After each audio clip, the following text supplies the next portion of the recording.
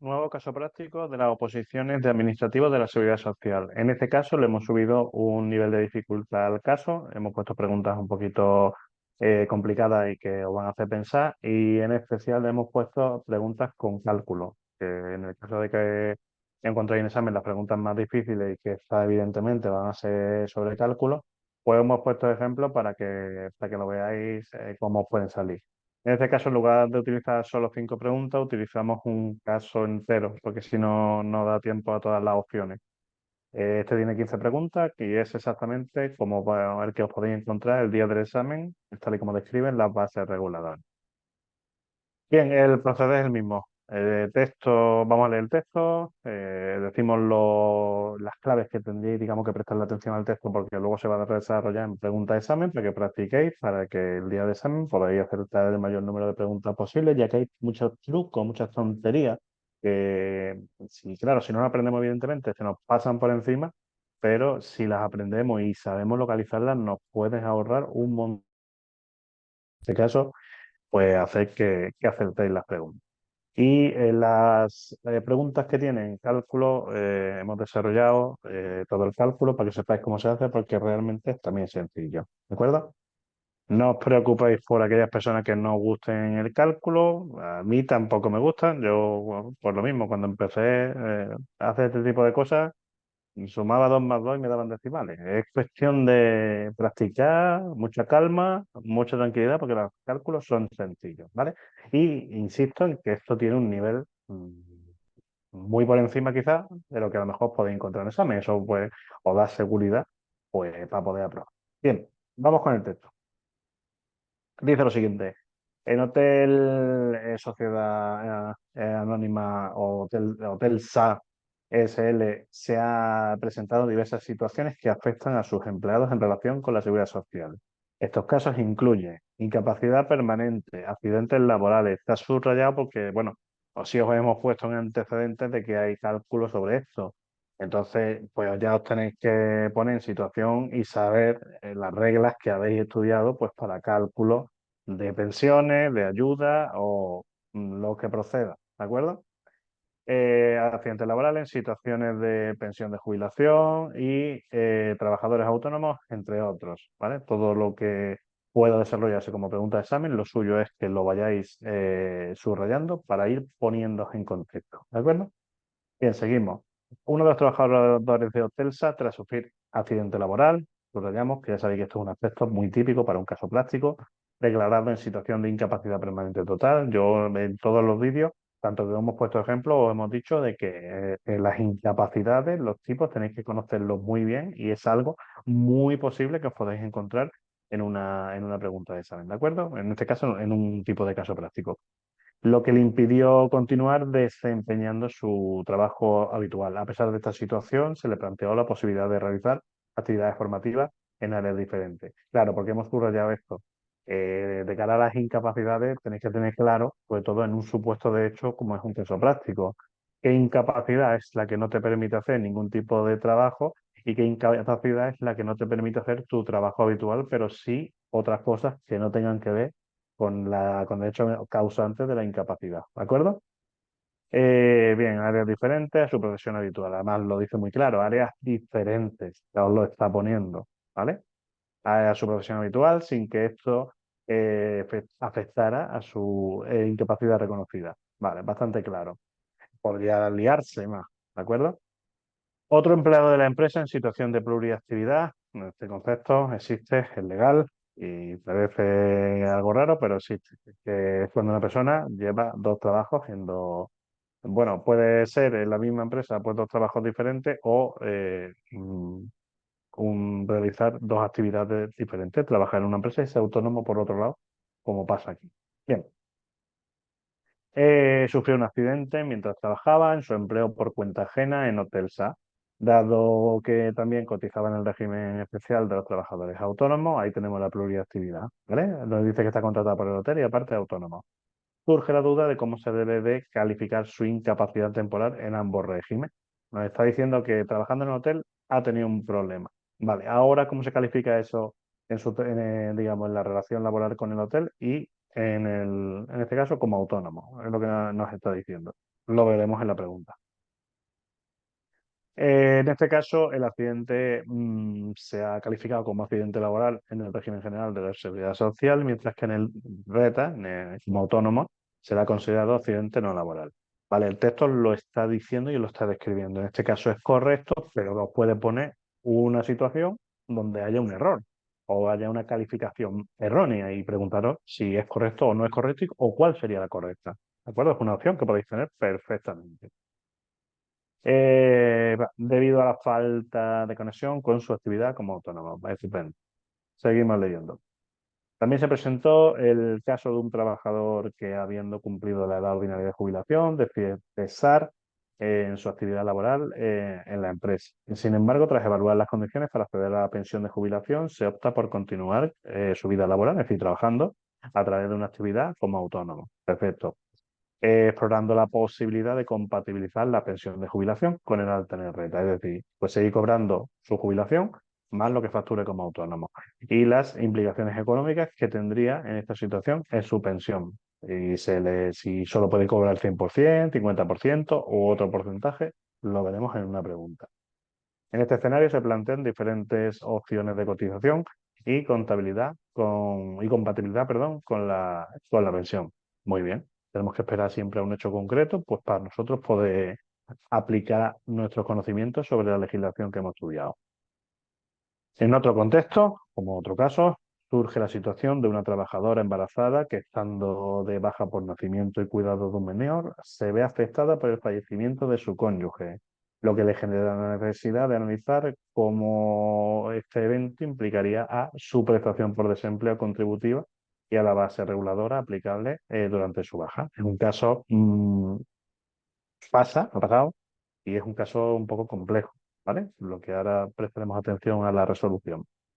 Finalmente, también se analiza el caso de un trabajador que, tras un extenso periodo de cotización, ha estado trabajando mucho tiempo, optó por la jubilación demorada, a lo que permitió recibir un porcentaje adicional sobre su pensión de jubilación por cada año que cotizó más allá de la edad de jubilación. ¿Vale? Luego, jubilación demorada, pues, bueno, a la edad forzosa continúa trabajando, en resumidas cuentas. Luego en la pregunta vemos lo que hacemos. Además, se revisan casos de cotización y cálculo de base reguladora, que esto sería lo más complicado que os puede salir para examen, para diferentes prestaciones y situaciones por incapacidad temporal que deriven de enfermedades comunes. Tenéis que calcular una base reguladora para saber cuál es la pensión, es decir, sencillo. Para eso la Ley General de Seguridad Social simplemente os da métodos de cálculo, números por los que dividir o multiplicar o sumar, no tiene más. A lo largo de todos estos casos se analizan los efectos que las distintas decisiones de los trabajadores tuvieron sobre sus prestaciones económicas, incluyendo la base de cotización. La aplicación de porcentajes sobre las pensiones y las implicaciones jurídicas en cada una de las situaciones es, pues, la información que no tiene mucha importancia para el examen para vosotros. Vale, vamos con las preguntas. La primera. Supuesto de hecho, incapacidad permanente total. En examen quizás nos indiquen sobre qué va el tema, tenéis que deducirlo entre la información que os facilite, la del texto o el enunciado de la pregunta. Nosotros os intentamos de poner en contexto. La primera, os da parte una información aparte del texto. Juan, un empleado de Hotelsa Social Limitada, ha sido declarado en situación de incapacidad permanente total por la Seguridad Social, lo que le impide seguir desempeñando su puesto de trabajo habitual. Tras recibir la notificación, Juan se plantea realizar una formación en un área diferente a la que ocupaba antes de la incapacidad y quiere saber si existen limitaciones respecto al tipo de formación o si ésta debe realizarse a tiempo parcial o tiempo completo. Vale, ¿qué es lo que pasa aquí? Este señor tiene una incapacidad. Ahora, tiene una incapacidad, lo que quiere decir que no puede hacer lo que venía haciendo hasta ahora, es decir, su trabajo de toda la vida, pero puede hacer otras cosas, como es dar clases, impartir formación. Vale, él está ahí, lo tiene claro, quiere impartir formación y ahora dice, vale, dentro de esto, ¿puedo hacerlo a tiempo parcial o puedo hacerlo a tiempo completo? Se lo puede preguntar.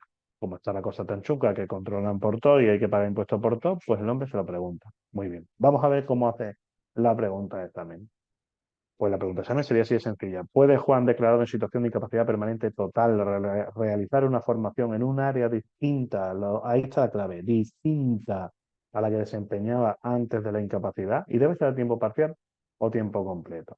Si leemos todas las respuestas, tendríamos la A, Juan no puede realizar ninguna formación tras ser declarado incapacitado permanentemente. Esto es incierto.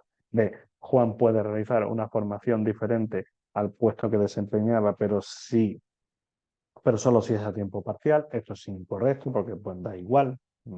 Puede trabajar 8 horas siempre y cuando sea una actividad diferente. C, Juan puede realizar cualquier formación sin restricciones, en especial la formación, vamos, y puede hacerla a tiempo parcial o tiempo completo, que esta es la respuesta correcta, y la de Dinamarca, pues que Juan solo puede realizar la formación si obtiene una autorización expresa de la Seguridad Social.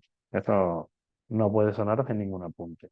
Como hemos dicho, la respuesta correcta es la fuera de casa, y esto viene justificado o retroalimentado por el artículo 198 del Real Decreto Legislativo 8/2015 sobre el tema, en este caso, habla de la incapacidad permanente total, que se puede impartir con cualquier actividad pues, que sea diferente o actividades formativas, por ejemplo, ¿de acuerdo? Que no estén relacionadas con lo que venía haciendo.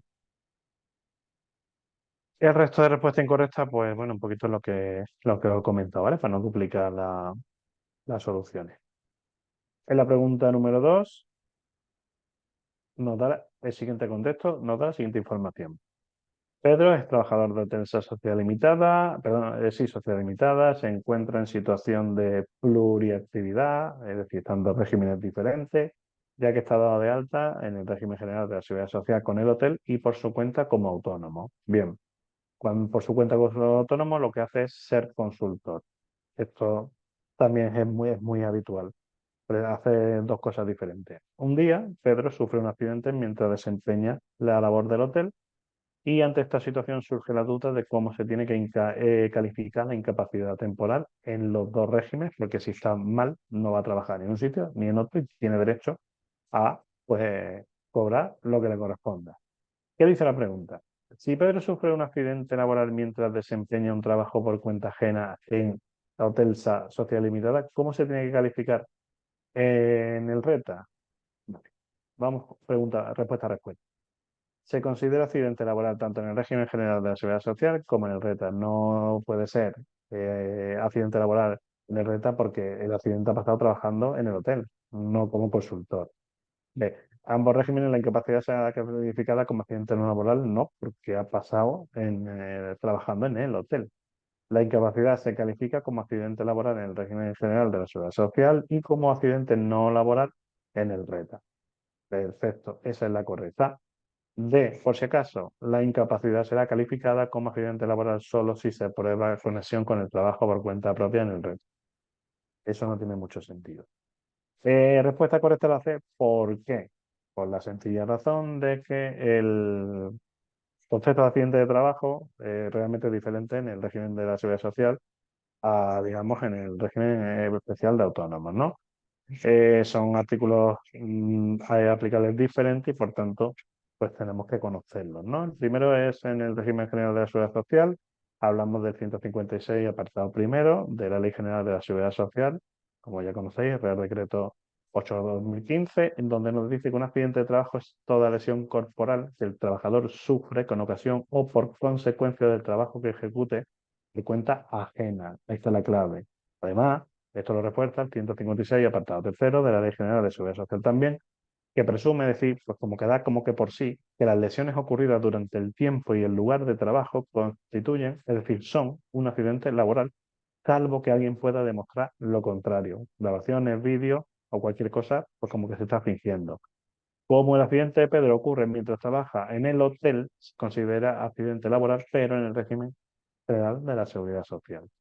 Con respecto al RETA y a los accidentes laborales, nos dice el 316, apartado segundo de la misma ley, que el accidente de trabajo del autónomo en el que ocurra como consecuencia directa e inmediata, es decir, en tu trabajo como autónomo claramente en ese horario y en tu oficina o donde lo prestes, no en el hotel.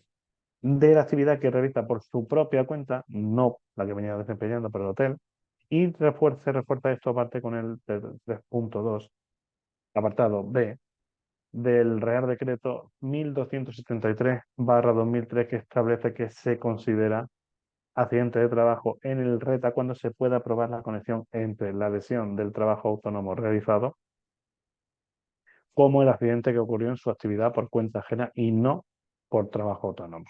Yo creo que está bastante claro. La clave aquí está, ¿dónde ha pasado el problema? ¿En horario laboral trabajando en el hotel? Pues solo puede ser accidente laboral en el régimen general. En el autónomo tiene que ser accidente no laboral. ¿De acuerdo? Que es un poquito lo que justificamos también en el resto de respuestas. ¿De acuerdo? Bien.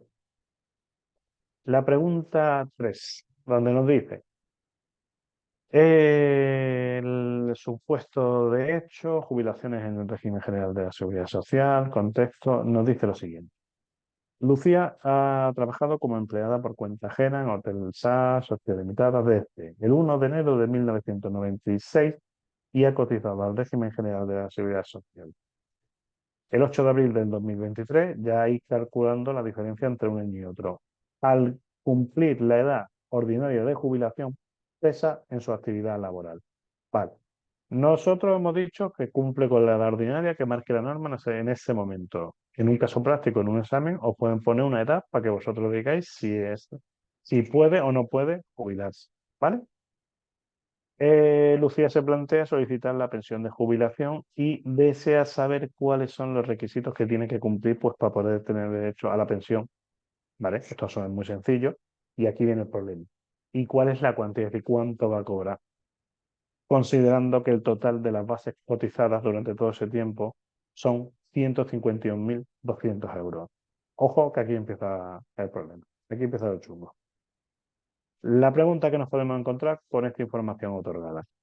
¿Qué requisitos tiene que cumplir Lucía para tener derecho a la pensión de jubilación? ¿Y a cuánto asciende su pensión si la suma de todas las bases de cotización son 151.200 euros? Evidentemente, hay que calcular, pero yo leo la respuesta, digo la correcta y os justifico el método de cálculo.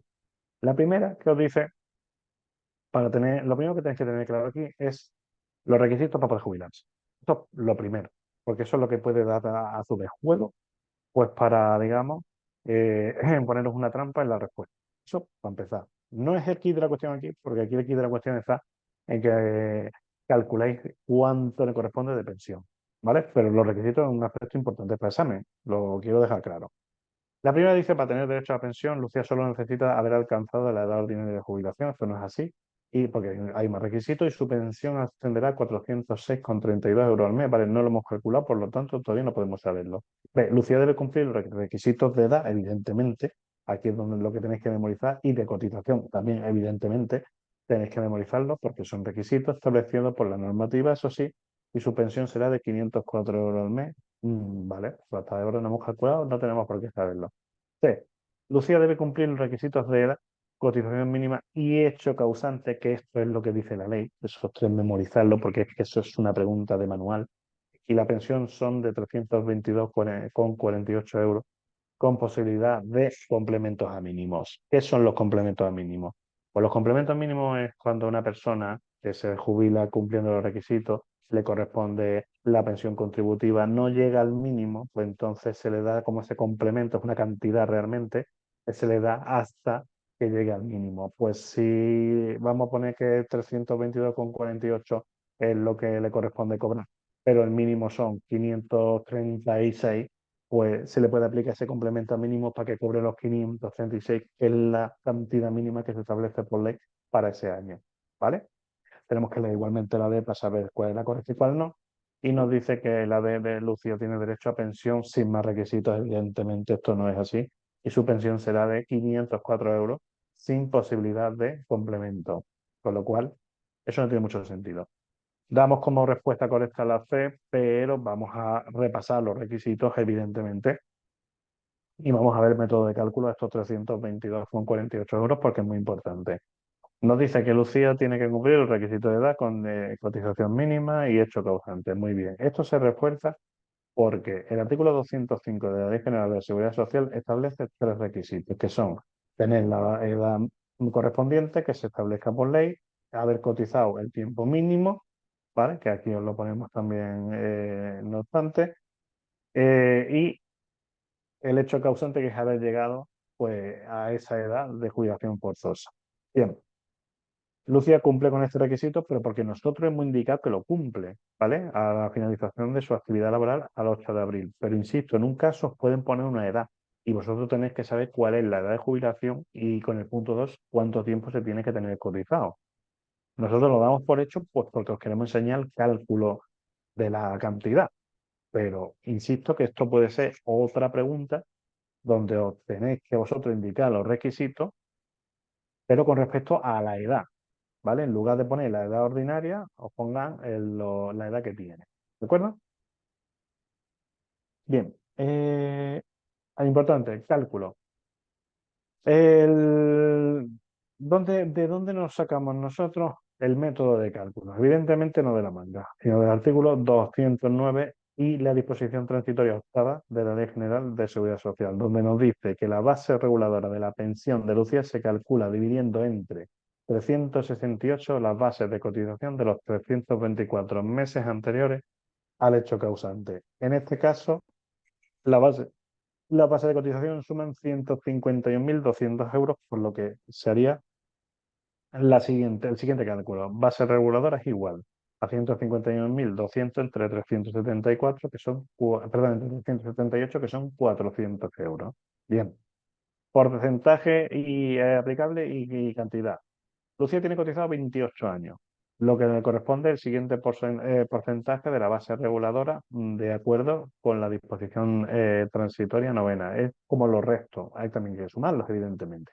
Para los primeros 15 años de cotización se le aplica un 50% de la base reguladora. Para los siguientes 49 meses se le añade un 10,29 adicional. Y para los 107 meses que restan se le añade un 20,33% adicional. En total, lo que tiene que hacer Lucía es que le corresponde cobrar el 80,62% de la base reguladora, o sea, el 80,62% de la base reguladora, entonces eso le da lugar a la siguiente cantidad. ¿Cómo se calcula? Como hemos dicho que que la pensión es igual a los 400 euros calculados antes de la base reguladora por el 80,62%, esto da lugar, si lo multiplicáis directamente os va a dar 32.000 no sé cuánto y tenéis que dividirlo entre 100 y ya da 322,48 euros al mes, que es lo que le corresponde. Y aquí deberíamos de aplicar el complemento a mínimo hasta llegar a la cantidad legal que se establezca por año.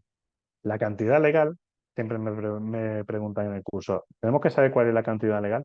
Tú tienes que saber cuál es la cantidad legal mínima para, digamos, establecido por ley para pensión, pero es muy posible que en el texto de un caso práctico te le pongan cuál es, para que tú calcules cuál de las opciones es la que, digamos, le corresponde aplicarte el complemento mínimo para llegar a la cantidad mínima.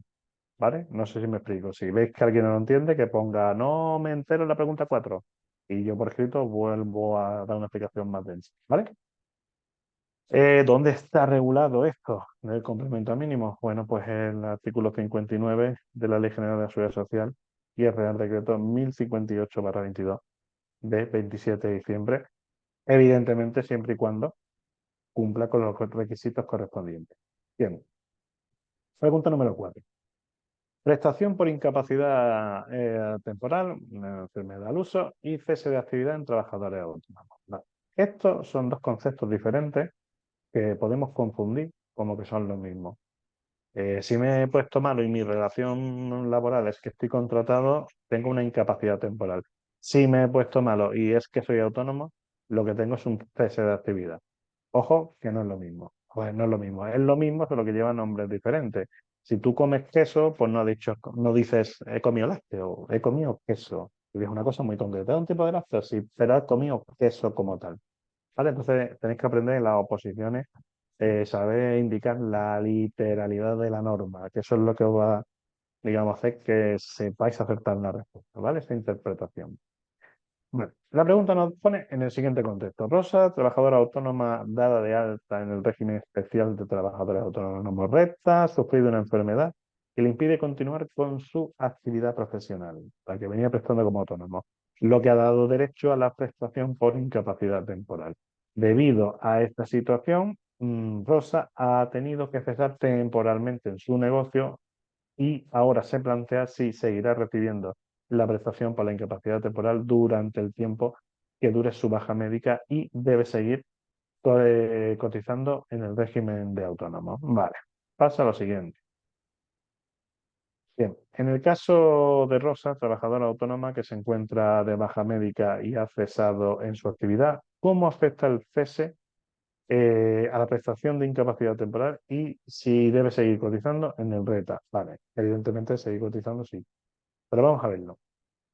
La primera nos dice que Rosa debe dejar de percibir la prestación por incapacidad temporal al cesar en su actividad como autónomo y no tendrá que seguir cotizando en el RETA. No es esto cierto porque sí se sigue cotizando. Rosa continúa recibiendo la prestación por incapacidad temporal, pero la cuantía se reduce al 50% de la base reguladora y deberá seguir cotizando en el reto durante toda la baja. Creo que en ningún apunte pues habréis escuchado el tema de esa reducción de un 50%. Rosa seguirá percibiendo la prestación por incapacidad temporal en la cuantía reconocida inicialmente sin reducción y deberá cotizar al RETA durante los primeros 60 días de la baja. Esto ya me resulta bastante más familiar. Pero hay que seguir leyendo la D y nos dice que Rosa perderá el derecho a la prestación por incapacidad temporal si cesa en su actividad, pero podrá solicitar la prestación por cese de actividad. Vale, cese de actividad, a lo mejor antes lo he liado un poco. El cese de actividad es cuando, bueno, pues por esa incapacidad, por esa enfermedad, eh, tiene que dejar de trabajar como autónomo. ¿Vale? Respuesta correcta. Como he dicho, es la C. Vale, ¿pero por qué? Muy sencillo. Para el caso de los trabajadores autónomos, que no para los que estén contratados en una empresa, la prestación por incapacidad temporal es similar, esto es lo que quería decir antes, a la que perciben los trabajadores por cuenta ajena, pero tienen ciertas peculiaridades. Y ojo, en estas ciertas peculiaridades es donde están las preguntas de examen. Así de sencillo. Según vemos en el artículo 343, punto primero de la Ley General de la Seguridad Social, cuando un hecho causante, ¿qué es un hecho causante? El hecho causante es el problema que hace que te das de baja. Si he cogido COVID, el hecho causante es COVID. Del cese de actividad es la incapacidad temporal. El autónomo continúa percibiendo la prestación, evidentemente, pues no por ser autónomo no va a tener derecho a cobrar cuando esté enfermo, en la misma cantidad que la prestación por cese de actividad, es decir, el 70% de la base reguladora, que es lo que te pagan cuando pues, estás de baja por enfermedad en un trabajo. Rosa sigue percibiendo la prestación por incapacidad temporal hasta que se extinga la baja médica, incluso si cesa la actividad, evidentemente, porque básicamente dice la ley. Sin embargo, tiene que continuar cotizando en el RETA durante los primeros 60 días de baja. Memorizar los días, que insisto que sé que es un coñazo y tal, pero está en el artículo y es posible pregunta de examen. A partir de ese momento, la cotización pues la asume la mutua o la entidad gestora o el SEPE en función de cómo sea la gestión usual, ¿vale? Y el cese de actividad. Vamos, la alta como autónomo me refería y el cese de actividad. Aparte, Rosa, que tiene una situación de incapacidad temporal, ¿vale? Que va más allá del máximo de 545 días, que es lo que establece por ley, por eso lo he subrayado para que lo memoricéis. Esta situación tiene que ser considerada como asimilada al alta hasta la resolución sobre el reconocimiento o no de la incapacidad permanente. Esto se complementa con la ley en una jurisprudencia que hay que, bueno, puede que me salga en examen, sí, puede que no. Nosotros lo ponemos por daros información y para que sepáis pues cómo actuar en un caso así o similar que encontréis en un examen. ¿Por qué las respuestas anteriores no son correctas? Vamos una a una. La primera, deja de percibir la prestación por incapacidad temporal por estar malo al cesar su actividad es incorrecto, ya que el cese de actividad no interrumpe ese derecho por cobrar por estar enfermo. Reducción del 50% de la base reguladora y cotización durante toda la baja también es incorrecto. La cantidad de la prestación por incapacidad temporal no se reduce, sino que se mantiene ese 70% de las bases reguladoras y además tiene la obligación de cotizar en el régimen especial los primeros 60 días, ¿vale? Eh, y la D, el derecho, digamos, de la pérdida del derecho a la prestación por incapacidad y solicitud de prestación por cese de actividad es incorrecto porque Rosa no pierde la prestación al cesar en su actividad y solo cuando finalice la prestación por incapacidad puede solicitar la prestación por cese de actividad, siempre y cuando, como decimos siempre, se cumplan los requisitos legales. Bien, la pregunta número 5. Prorrateo y no prorrateo de las pagas extraordinarias. ¿Qué es esto? Como me imagino que sabréis mucho porque lo tendréis en vuestra propia casa, como se dice, cuando vosotros trabajáis, entréis a trabajar en una empresa, siempre os ofrecen el sueldo una cantidad anual. Esa cantidad anual hay dos opciones. O se divide entre 12 pagas o se divide entre 14 pagas. El hecho de dividirla entre uno u otro no da lugar, en la gran mayoría de casos, a que cobréis más o menos. ¿Por qué hacen esto las empresas? Realmente es muy sencillo. Como las pagas extra, como sabéis, son dos a lo largo a lo largo, digamos, del año, son en el mes de julio y en diciembre, hay empresas que quizás en esos meses tienen menos liquidez. Si tienen que pagar a todos los trabajadores un dineral en pagas extras, pues le supone un pequeño palo, ¿no? Entonces es más fácil, bueno, pues dividirlo entre 12 y todos los meses de la paga extra, pues te voy pagando un poquito más y así no tengo los desfalcos de, digamos, de cash flow, ¿no? Es la mayoría de los casos que se suele hacer. Insisto con esto del prorrateo y no prorrateo, porque ha sido en la actualidad bueno, ha habido recientes sentencias y ha sido una forma que han tenido los trabajadores de atacar a las empresas porque muchas empresas han prorrateado las pagas extraordinarias cuando por convenio no podían hacerlo. Y eso pues ha dado lugar a eso, a un motivo social. No estoy diciendo que con esto que cada vez que hay un motivo social yo me he encontrado que hay preguntas de examen relacionados. No es una regla unitaria, pero oye, si os ayuda, bienvenido sea. Vale, vamos con la pregunta. Nos dice el contexto. Hotel SAS, Sociedad Limitada, establece un convenio colectivo que los trabajadores tienen derecho a un salario mensual de 2.000 euros y un plus de actividad de 200 euros. Muy bien. Además, los empleados reciben las dos pagas extraordinarias al año que incluyen el salario más base, o sea, el salario base más el plus de actividad. Una en verano y otra en Navidad, como establece la ley. A los empleados se les ofrece la posibilidad de prorratear las pagas extraordinarias entre los 12 meses del año o cobrarlas en los periodos establecidos, entonces serían 14 pagas. Vamos a ver cómo afecta esto y qué es lo que nos dice la pregunta, que es lo importante. ¿Cuál es la diferencia entre el prorrateo y no prorrateo de las pagas extraordinarias para un trabajador del hotel y qué salario percibirían cada una? Si os especifican el salario tenéis que hacer el cálculo, pero no es difícil porque los números a dividir y multiplicar son 12 o 14, no tiene más. ¿Vale? Vamos a ir viéndolo de todas maneras. La primera nos dice, con el prorrateo, el trabajador percibe 2.566,67 euros mensuales y sin prorrateo recibe 2.200 euros al mes, con dos pagas de 2.200 euros cada una en verano y Navidad. Esto me cuadra, pero como no hemos calculado, todavía tenemos que seguir leyendo. El trabajador B percibe 2.200 euros mensuales independientemente de si se prorratean o no las pagas extraordinarias, no, porque no es lo mismo pues cualquier cantidad al uso, 25.000 euros no es lo mismo dividirlo entre 12 y entre 14, evidentemente, ¿no? C, con el prorrateo el trabajador percibe 2.400 euros mensuales, no porque hemos dicho 2.200, ¿no? Mientras que sin el prorrateo recibe 2.200 euros mensuales con dos pagas de 1.200 euros, que va, para nada. D, con el prorrateo el trabajador percibe 2.200 euros mensuales y sin prorrateo recibe 2.566,77 mensuales en dos pagas de 2.566, eso ya es mucho. ¿Cuál es la respuesta correcta? Es la A, ¿vale? Pero la A, ¿por qué? Vamos a verlo aquí. Bien. La A, que puede ser que estos cálculos os caigan perfectamente, pero insisto en que es sencillo. Con el prorrateo, con el prorrateo quiere decir dividirlo entre 12. Percibes 2.566,67. Y sin el prorrateo, que sería dividirlo entre 14, son 2.200 euros. Vale. Más las dos pagas de 2.200 cada una en verano y en Navidad. Entonces, julio y diciembre. Vale. Justificación. ¿Cómo se produce el prorrateo? Mira, según el convenio, el salario base son 2.000 euros y el plus 200, 2.200. Y las pagas extraordinarias suman 4.400 las dos, que serían 2.200 cada una. Mira, aquí lo hemos puesto. La por redondearla se divide entre 12, que es 4.400 entre 12 son 366,67, que es lo que habría que sumar a los 2.200, que es el salario más el plus, que se paga mensual. Es decir, sale una cantidad total.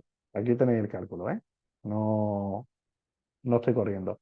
2.566,67, ¿vale? Si no se hace el prorrateo, quedaría de la siguiente forma. El trabajador percibiría 2.200 euros mensuales al mes, que son los 2.000 más los 200 del plus, y en los meses de verano y Navidad recibe cada paga extraordinaria de 2.200 cada uno. ¿Dónde está la diferencia? Pues es tan sencillo como la diferencia entre uno y otro está dividir entre 12 o 14, según queráis saber si se prorratea o si no se prorratea. Si se prorratea es entre 12 y si no se prorratea es entre 14. ¿Vale? Para que lo apuntéis. Por favor, justificaciones de respuestas incorrectas, por supuesto. El trabajador siempre va a percibir 2.200 euros. Esta opción es incorrecta porque en el caso de prorratear las pagas extraordinarias, el trabajador recibe una cantidad superior al distribuirse las pagas extras a lo largo de todo el año, superior al mes. C. El trabajador recibe 2.400 euros con prorrateo y 2.200 sin prorrateo, con paga de 1.200. Eso, vamos, evidentemente se la saca de la manga. Esta opción es incorrecta porque el salario mensual con prorrateo es de 2.566,67, no de 2.400. Además, las pagas extraordinarias no son de 1.200, sino son de 2.200. Con lo cual, muy sencillo de descartarlo. D. El trabajador recibe 2.200 euros con prorrateo y 2.566,67 sin prorrateo. Esta opción es incorrecta porque al no prorratearse las pagas, el trabajador percibe 2.200. ¿Vale? Y 2.500 euros no es el valor correcto de las pagas extraordinarias. ¿De acuerdo? Bueno, más o menos yo creo que es sencillo. 6. El cálculo de la base de cotización por contingencias comunes. Otra posible opción que os puede salir con respecto al cálculo y, bueno, prestad atención porque no es difícil realmente. Una vez que veáis varios ejemplos que nosotros los vamos a subir, pues tenéis para practicar. El contexto nos dice lo siguiente. Juan es un trabajador de Hotel SA y tiene un salario base de 1.100 euros, un plus de actividad de 200 euros, sería un total de 1.300 y unas pagas extraordinarias anuales de 1.100 euros cada una, es decir, 2.200 en total, que no se prorratean en su retribución mensual, pero sí para efectos de cotización. Vale, ¿qué es esta frase que me puede dar dolor de cabeza? Os está diciendo que no se prorratean para el trabajador, pero a efectos de la seguridad social para cotizar, sí.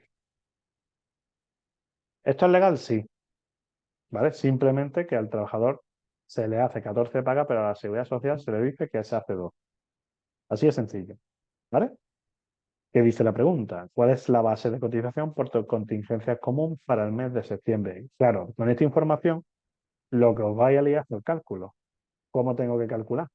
Los 14 pagas que cobra el trabajador o las 12 que supuestamente piensa Seguridad Social que cobra el trabajador. Evidentemente, ¿con quién tienes que hacer cálculo? Con la Seguridad Social, ¿no?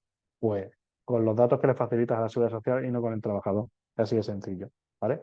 La respuesta correcta es la B, que son 1.483,33, ya que se prorratean las pagas extraordinarias para efectos de cotización y se le suman al salario base y al plus de actividad. Vale, pero ¿y eso cómo es así de sencillo? La base de cotización por contingencia común de Juan se calcula sumando el salario base, 1.100 euros, plus de actividad de 200 y el prorrateo mensual de las pagas extraordinarias, que es de 183,33. Esto da resultado una base de cotización de 1.483,33. En este caso, pues para el mes de septiembre, conforme a la normativa vigente del prorrateo en pagas extraordinarias. ¿Vale? Lo mismo, si no enteráis, me lo especificáis. Oye, la pregunta 6 que no queda muy claro ese prorrateo. Pregunta 7. Supuesto de hecho, aplicación de tipos de cotización para un trabajador. Vale, esto es otra posible pregunta de cálculo. Son porcentajes. Los porcentajes son sencillos. Un porcentaje es una parte de una cantidad total. Lo más que tenéis que hacer es averiguar cada cantidad total, es decir, cada porcentaje, y sumarlo. No tiene más. ¿Vale? El contexto nos dice lo siguiente. Hotel S tal ha contratado a Clara. Claro, Clara. Una trabajadora con la categoría de ayudante no titulada bajo un contrato temporal a tiempo completo a partir del 1 de septiembre. Durante su primer mes completo de trabajo, Clara no ha realizado horas extraordinarias. La base de cotización de Clara es de 1.483,33, que lo está dando, que incluye su salario base, plus de actividad y el forroteo de las pagas extraordinarias. Vale. Con los siguientes tipos de cotización vigentes para el 2024, debes calcular las cuotas a ingresar a la Seguridad Social, tanto por parte de la empresa como por parte de ella. Vale, vemos la tabla y evidentemente nos da un infarto. No pasa nada, calma. ¿Qué nos dice la tabla? La tabla nos da 4 datos. Un concepto que es el nombre de lo que vamos a pagar, ya seamos trabajador o empresa. El porcentaje que tiene que pagar la empresa por ese trabajador. El porcentaje que tiene que pagar a la Seguridad Social el trabajador por cobrar, por trabajar, vamos. Y luego en la suma de los dos, digamos, de los dos pagos a la Seguridad Social. Porque al final lo que tenemos que averiguar es cuánto tenemos que pagar a la Seguridad Social. Y ahí se suma lo que se paga como empresa y lo que se paga como trabajador. Evidentemente los conceptos nos tienen que sonar porque el temario ya cada uno se lo ha estudiado. Contingencias comunes, mecanismo de equidad intergeneracional, que suele venir la nómina como MEI, la parte de desempleo, el fondo de garantía salarial, la formación profesional y contingencias comunes. Cuando veis una barrita es porque al trabajador no le corresponde pagar nada por eso. ¿De acuerdo? Bien. ¿Qué es lo que tendríamos que hacer? Pues sobre la cantidad total, averiguar cada porcentaje y sumarlo. Averiguamos el 23,60, el 0,58, cada uno, al igual que el 4,70. Y vamos, lo tenéis más sencillo porque aquí tenéis un porcentaje ya sumado. Entonces, en lugar de ir uno a uno es para hacer en la casa tranquilamente por practicar y desarrollar los cálculos. Pero si queréis en el examen ir rápido, lo que tenéis que hacer es ir averiguando el porcentaje de la totalidad de cada uno, porque la pregunta de examen también os está preguntando por la cuánta cantidad se ingresa totalmente, pero puede decir, o pueden dar perfectamente en el examen esta tabla y haceros solo una pregunta de cuánto le corresponde pagar al trabajador. Entonces, en ese caso solo tendréis que calcular el porcentaje indicado aquí. Aquí, por suerte, es un sumatorio. Pues vale, vais calculando porcentaje a porcentaje, cogéis la cantidad total y le sumáis. Ya está. Y eso es lo que se tiene que pagar. Vamos a verlo gráficamente. Bien.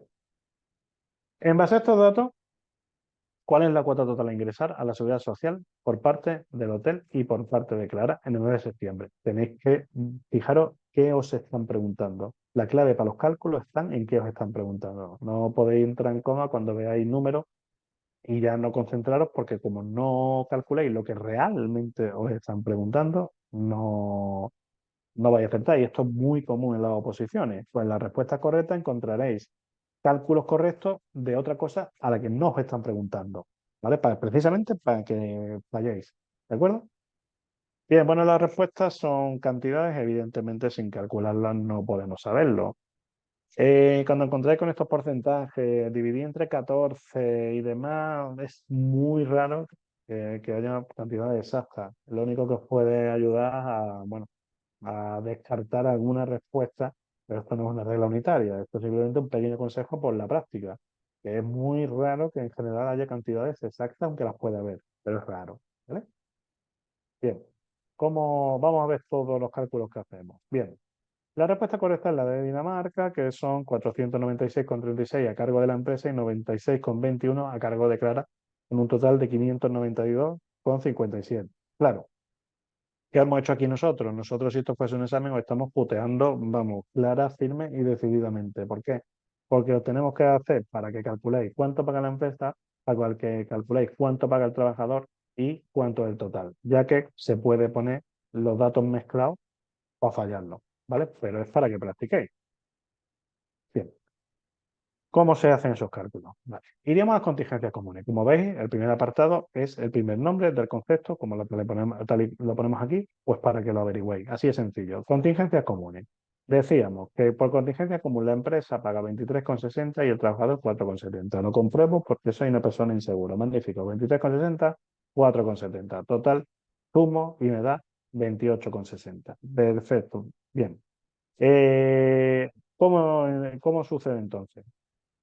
Tenemos de un lado que son el 23,60% de 1.483,33, ¿vale? Que se calcula de la siguiente manera, multiplicándolo, da 349,06, que es lo que paga la empresa, más 69,72, que es lo que paga el trabajador, ¿vale? Y como podéis ver, es con la cantidad que os damos en el texto, que os indica la base y es multiplicada por el porcentaje. Y ir anotando estas cantidades para después sumarla, ¿vale? Exactamente con el mismo concepto, vosotros lo podéis practicar igual. Vais al segundo, mecanismo de equidad intergeneracional. ¿Cuánto paga la empresa?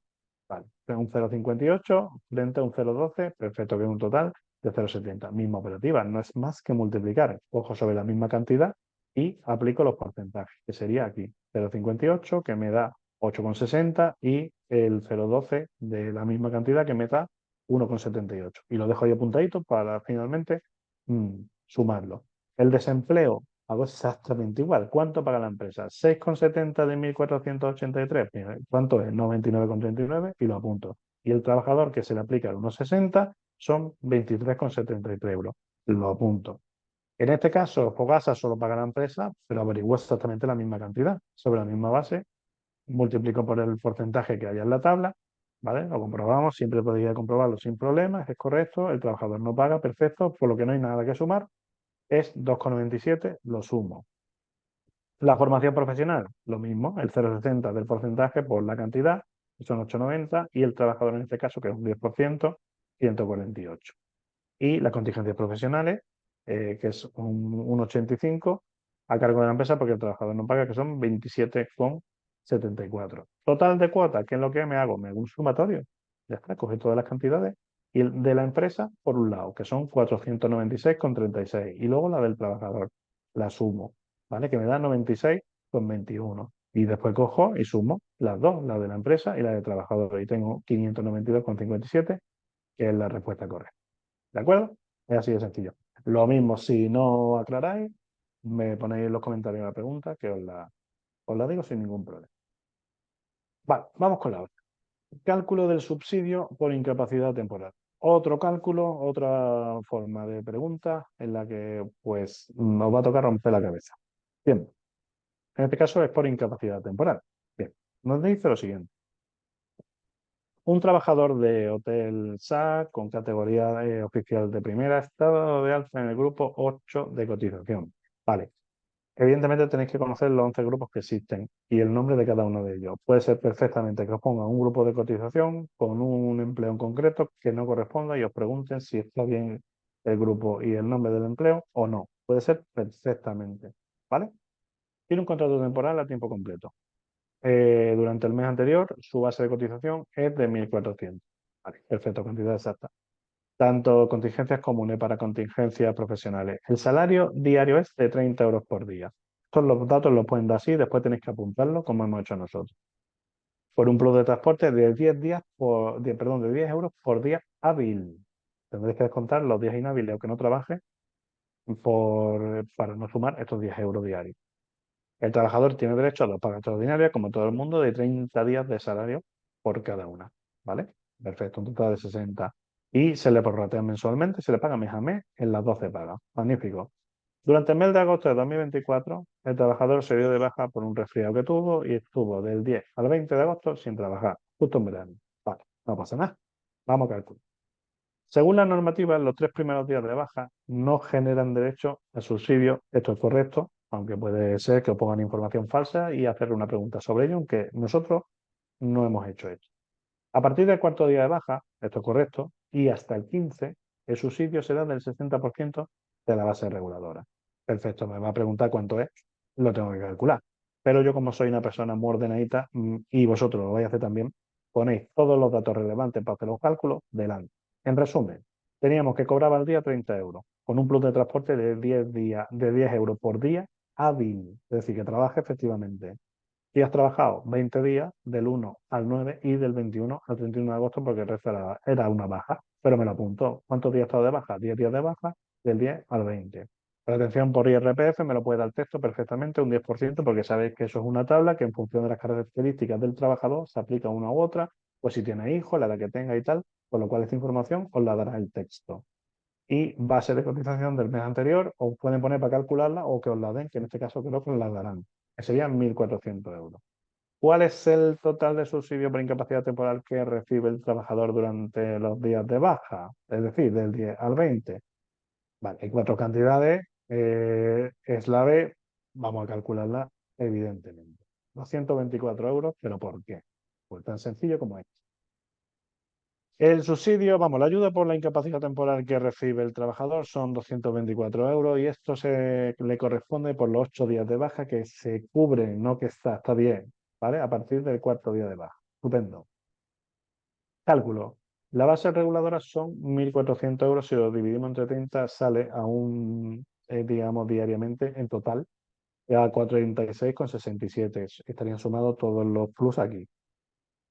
El subsidio diario es el 60% de la base reguladora, que es el concepto que hemos calculado anteriormente, por lo que tenemos que hacer es multiplicarlo por 60, que nos da 28 euros, que es, digamos, la cantidad que da ya descontado lo que no cubre. Vale.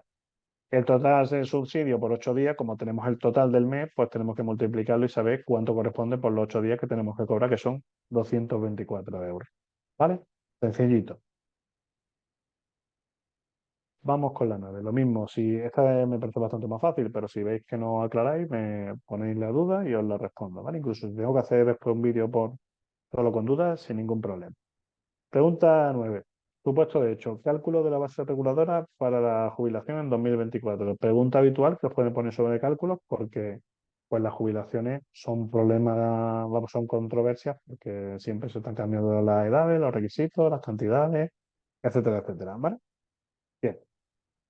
Nos dice, un trabajador del hotel, nacido el 15 de enero del 59, cumple 65 años el 15 de enero del 2024. Perfecto.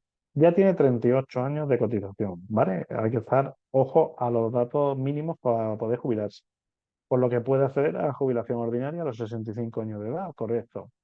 La suma de sus bases de cotización en los últimos 25 años, que son un total de 300 meses, asciende a 450.000 euros. Perfecto. Datos que me da el texto. Muy bien. Según la normativa vigente para el cálculo de la pensión de jubilación en 2024, la base reguladora se obtiene dividiendo la suma de las bases de cotización de los últimos 300 meses entre 350, según la normativa, ¿eh? Además, las bases correspondientes a los últimos 24 meses se toman en su valor nominal, que es como decir con su valor real, mientras que las otras se obtienen aplicando el IPC, que es coger la cantidad y multiplicarla por lo que esté el IPC. Pues uno con algo, pues coges las cantidades y las va multiplicando, ¿vale? Y el resultado de la siguiente, así por año. Vale, ¿cómo es la pregunta?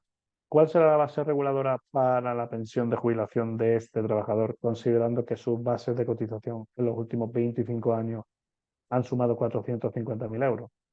Todas tienen decimales, no se aplica la regla que he dicho, bueno, todas o casi todas, pero en este caso la fe yo la descartaría, evidentemente, y nos dice que la correcta es 1.285,70. Vamos a ver por qué. Vale, evidentemente, ahí está la clave. Es sencillo, vamos. Bien. Para calcular una base reguladora, al menos en 2024, tenemos que sumar las bases de cotización de los últimos 25 años, que son esos 300 meses, que en este caso suma un total de 450.000 euros, ¿vale? A esa cantidad, lo único que tenemos que hacer es dividirla entre 350, ¿vale? Resultando una base reguladora de 1.285,70, que es la referencia para determinar cuánto le corresponde al trabajador. En este caso, la pregunta va porque averiguemos la base reguladora. Hubiera podido ser cuánto le corresponde de pensión cobrar. ¿Vale? 10.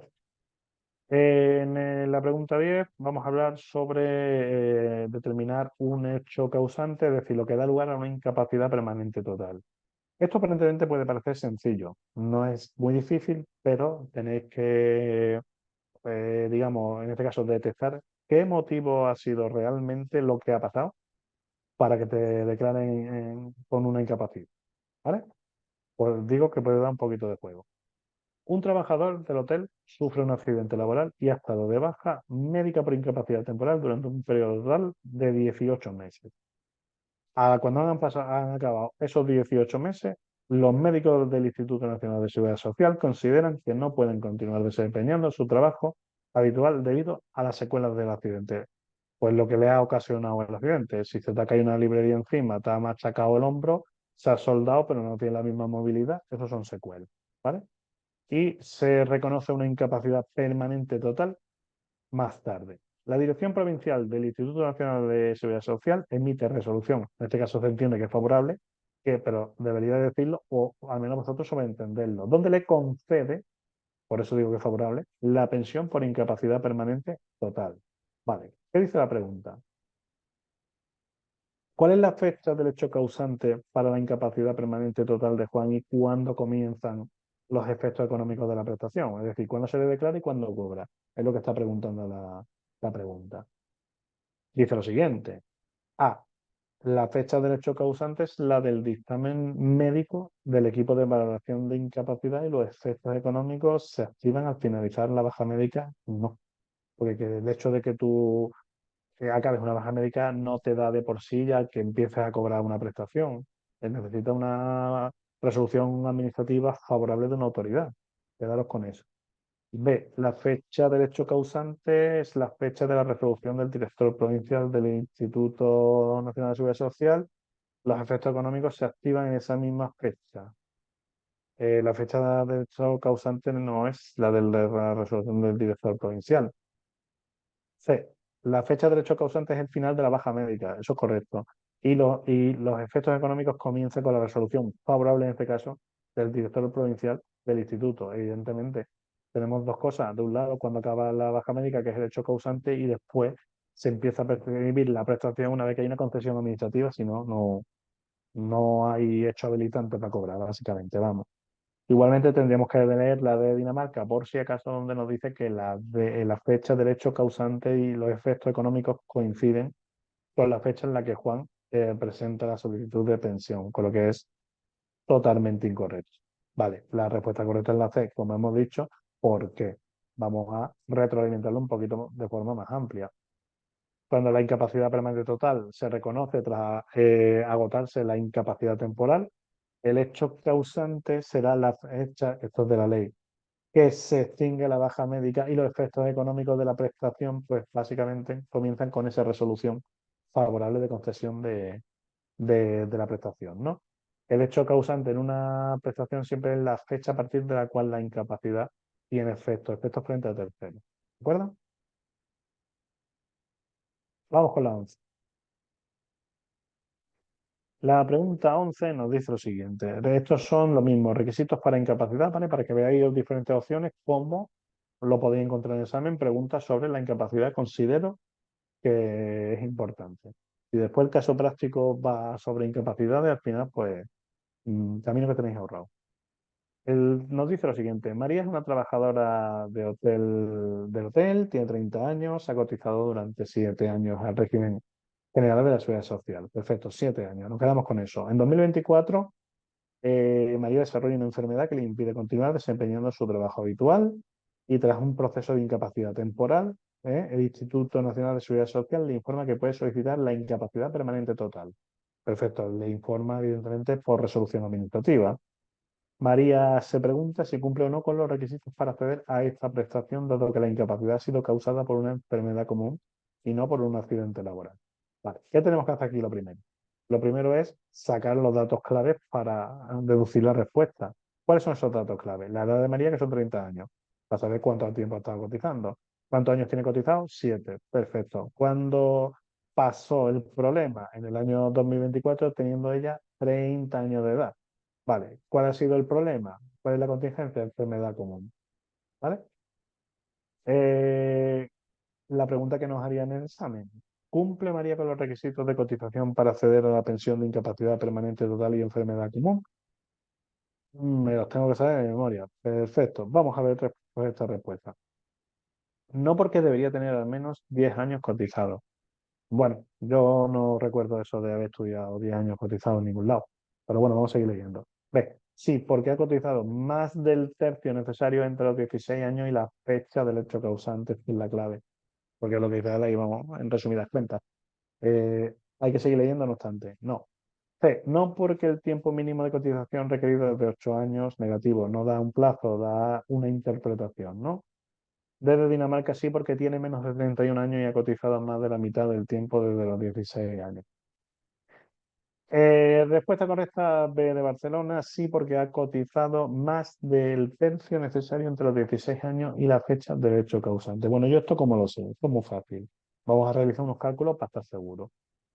Primero, cálculo del periodo cotizable. Desde que María cumple los 16 años hasta la fecha del inicio causante, que son los 30 años, han transcurrido 14 años. Perfecto. Un tercio de esos 14 años es el tiempo mínimo que se necesita para tener cotizado. Vale, ¿cómo lo calculo? Un segundo, punto segundo.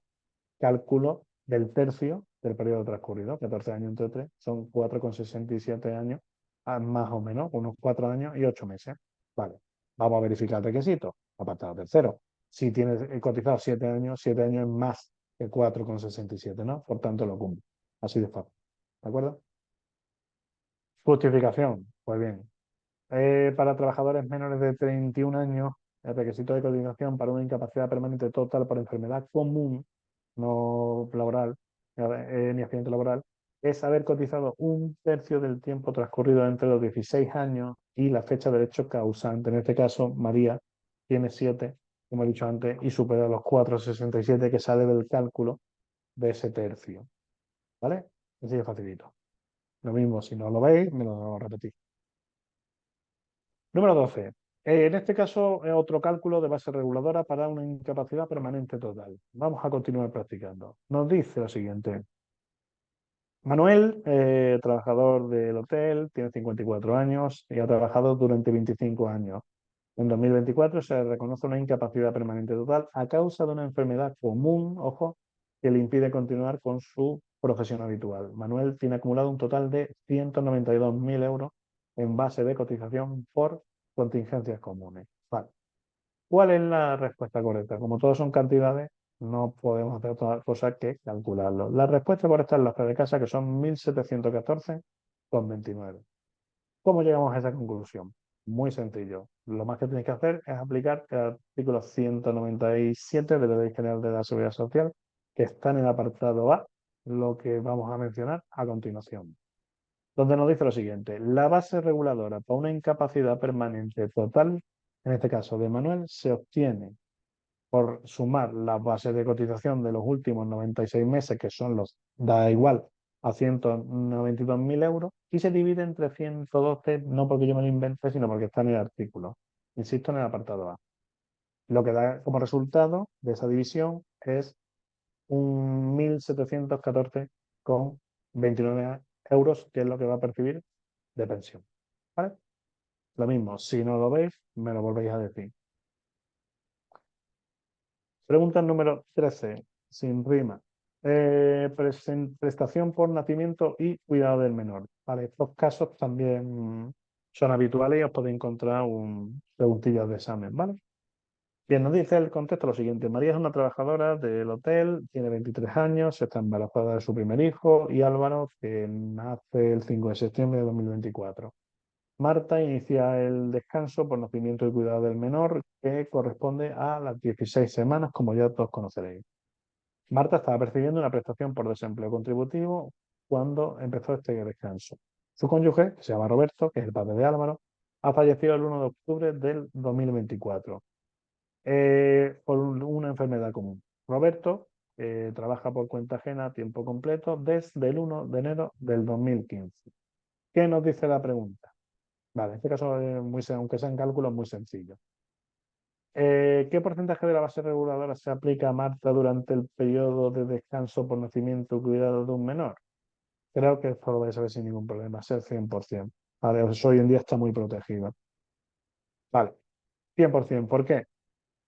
La prestación por nacimiento y cuidado de un hijo menor se calcula aplicando el 100% de la base reguladora del trabajador o la trabajadora durante todo el periodo de descanso, que son esas 16 semanas. Ese porcentaje es el mismo para trabajadores en activo y para aquellos que estaban percibiendo una prestación contributiva por desempleo antes de iniciar el descanso como es el caso de Marta. Es decir, si tú no estás trabajando, estás cobrando el paro y te quedas embarazada, lo vas a percibir el 100% de lo que estuvieras cobrando como paro. Se interrumpe el paro y continúa cuando pase ya esas 16 semanas. ¿Vale? Bien, pregunta 14. La pregunta 14 es un cálculo de un porcentaje a una base reguladora para una jubilación demorada, ¿vale? Que es la jubilación demorada, lo hemos explicado al principio. Se excede un poquito por el motivo que sea, ¿vale? Siempre y cuando la ley lo permita. Bien, en este caso habla de Juan Carlos, que es también un trabajador del hotel y ha cotizado durante 48 años. Bien, desde el año 77 hasta el 2025 tenemos esos 48 años. Magnífico. Decide jubilarse el 1 de noviembre del 2025 y la edad que tiene en ese entonces son 68 años. Al tener más de 38 años cotizados y 6 meses requeridos, al menos a día de hoy, en septiembre de 2024, Juan Carlos habría podido jubilarse a los 65 años, pero ha continuado cotizando durante 3 años adicionales. Vale. ¿Qué porcentaje le corresponde? Diríamos el 100% de cabeza. Bueno, esto no es así porque es demorada, es la clave. ¿Cómo calculo esa demora? Que es la respuesta correcta de Dinamarca 112%. Vamos a verlo. Bien, como ha cotizado 48 años, evidentemente con eso cumple el 100% de su base reguladora. Aparte, se ha jubilado con 68 años, digamos, y tiene 3 años cotizados de más. Como ha cumplido la edad ordinaria de jubilación, se le aplica un porcentaje adicional del 4% por cada año completo, es decir, 4 por 3, 12% que sumamos a ese 100%. Entonces, lo que simplemente tenemos que saber es qué es el 112% y calcular que como ha trabajado de más, tenemos que calcular en porcentaje cuánto le corresponde por año y sumarlo, no más. ¿Vale? Y por último, la 15 y última es una compatibilidad de pensión de jubilación con trabajadores autónomos. Hoy en día, pues, como he dicho antes, muy habitual por lo mal que está la cosa. Bien, nos dice lo siguiente. José, que es un trabajador del hotel, ha cotizado 48 años. Está pensando en jubilarse el 31 de diciembre de 2024. Sin embargo, todavía le queda energía y se plantea iniciar una actividad como trabajador autónomo que lo incluya en el régimen reta especial y nos dice que esta nueva actividad, José no tendría trabajadores a su cargo, es decir, solo estaría él. José se pregunta si puede compatibilizar cobrar la pensión con ser autónomo con lo que él facture. La pregunta, evidentemente, nos dice: ¿puede José compatibilizar su pensión de jubilación con el alta en el RETA? Vamos pregunta por pregunta. La primera, no. La inclusión en el RETA es incompatible con el cobro de pensión de jubilación. Ya tendréis el tema machacado, por lo que deduzco que sabréis que esto no es así. B. Sí podéis compatibilizar su alta en el RETA, correcto, con el percibo del 50% de la pensión, correcto. Excluir en su caso el importe del complemento a mínimo, correcto. Las cotizaciones que realice servirán para la mejora de la pensión que se le reconozca. Eso es. Pero hay que seguir leyendo. C. Sí podrá compatibilizar el alta de renta con el percibo del 100%. Que va, esto es una cosa muy chunga como para que te dejen cobrar el total de la pensión más lo que tú factures. En su caso, el importe del complemento mínimo está la C incorrecta y la D de Dinamarca. Sí puede compatibilizar el alta de renta, sí, con el percibo del 50% de su pensión, excluido en su caso el importe de complementos a mínimo, no, porque hay que incluirlo, no excluirlo, ¿vale? La respuesta correcta es la B de Barcelona y su justificación es que evidentemente se puede compatibilizar la pensión con ser autónomo y seguir facturando y en el caso de no llegar a lo mínimo poder aplicarnos el complemento al mínimo que hemos visto anteriormente. ¿De acuerdo? Bueno, pues hasta aquí este extenso y largo caso práctico de cálculos. Si os gusta, pues si me lo indicáis, podemos hacer más del mismo nivel de dificultad y con este mismo número de preguntas. Eh, Muchas personas me preguntáis cómo podéis descargar este documento. Como es extenso, largo y demás, pues hemos puesto una nueva suscripción para personas que se quieran, pues, suscribir a esta plataforma y tengan acceso al vídeo de YouTube completo y al documento completo. En los comentarios voy a poner el enlace para que le echéis un vistazo Y si tenéis dudas, a través de ahí las podéis resolver y ampliar un poquito más la información, ¿vale? Muchísimas gracias por la reproducción y nos vemos en los siguientes casos prácticos.